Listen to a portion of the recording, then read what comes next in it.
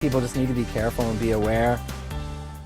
One local family says they were tricked into setting up an appointment with a solar company, and that was just the beginning of their awful experience. Team 10 investigator Melissa Masiha is joining us now. And Melissa, they said that the representative then yelled in their face when they told him they weren't interested. Yeah, it got pretty ugly pretty fast here. Now, the reason this family met with them in the first place is they said a representative claimed they were working with SDG&E. It turned out that was not true, and then it got worse from there.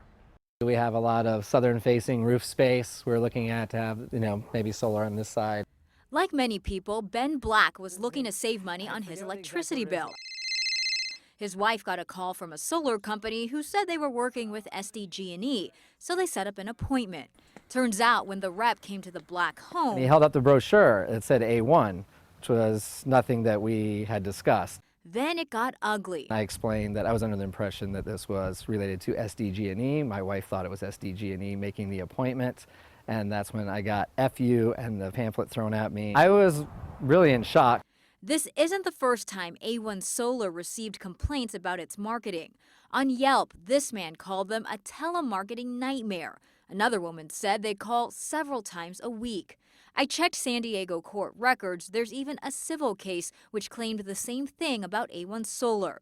I called the company's headquarters in LA late this morning. My name's Melissa Masiha. I was calling with Team 10 here in San Diego. I'm waiting to hear back. I kind of worry because there's a lot of elderly people in the area that, On Yelp, an A1 Solar representative did respond to Ben's complaint. She wrote the representative involved is being disciplined.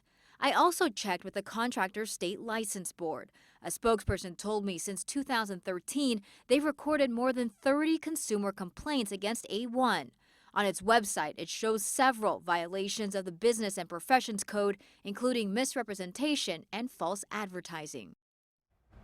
And those violations with the state could lead to serious consequences. A spokesperson told me they're working to get a case before a judge, and a judge could rule that the company's license could be revoked. Well, Melissa, so what should people do if they want to install solar but are afraid of something like this happening to them? Yeah, so the first thing you should do is if you're talking to someone over the phone, make sure you get the company's correct name, and then you should also check with the state. Go to the contractor's license board website to see if there are any past violations.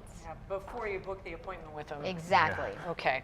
Team 10 is always working to get you results. If you have a story you'd like them to check out, email team10@10news.com.